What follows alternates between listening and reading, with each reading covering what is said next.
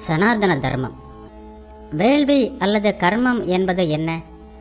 உயிர்களை உண்டு பண்ணுதல், அவைகளை காப்பாற்றுதல், அழித்தல் என்ற 3 செயல்பாடுகளுக்கும் வேள்வி என்று பெயர்.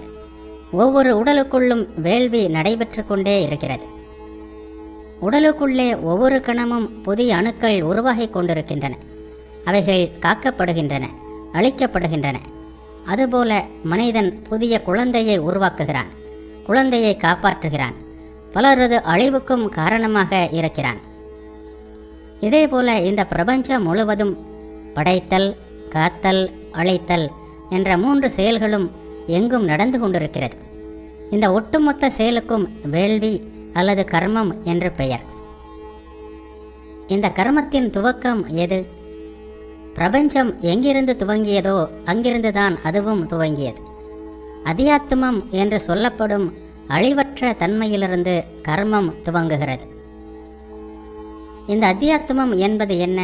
அதன் இயல்புகள் என்ன? எல்லாவற்றிற்கும் மேல் இருக்கும் ஆத்மாவிற்கு, பரமாத்மாவிற்கு அத்தியாத்மம் என்று பெயர். அத்தியாத்மம் என்பது அழிவற்றது. வேதத்தில் அதற்கு பிரம்மம் என்று பெயர். அத்தியாத்மம், அதிபூதம், அதிதெய்வம், அதியஜ்ஞம் இந்த 4மாக இருப்பது இறைவன். கர்மத்திற்கு அப்பாற்பட்ட நிலையில் பிரம்மமாக இருக்கிறார்.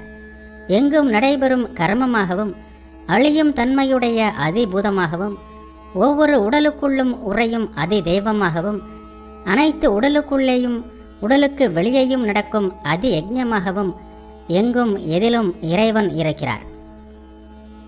மரண காலத்தில் இருந்தால் கூட இறைவனையே நினைத்து கொண்டு உடலை விட்டு போகிறவர்கள் இறை சுரூபத்தை அடைகிறார்கள். இதில் சந்தேகமே இல்லை. மரண தருவாயில் எந்த பொருளை எண்ணிக்கொண்டு ஒருவன் உடலை விடுகிறானோ எப்பொழுதும் அப்பொருளையே நினைத்து கொண்டிருப்பவனாகி அவன் மரணத்திற்கு பிறகு அதையே அடைகிறான். ஆகையால் எல்லா காலமும் இறைவனை நினைத்து கடமையை செய். மனம், புத்தியை அவரிடம் அர்ப்பணம் செய்வதால் சந்தேகமின்றி இறைவனையே அடைவாய். வேறு விஷயங்களில் செல்லாத மனதுடன் யோகத்தை அபியாசம் செய்து சித்தத்தால் திவ்யமான மேலான புருஷனை சிந்தனை செய்பவன் அவரையே அடைகிறான்.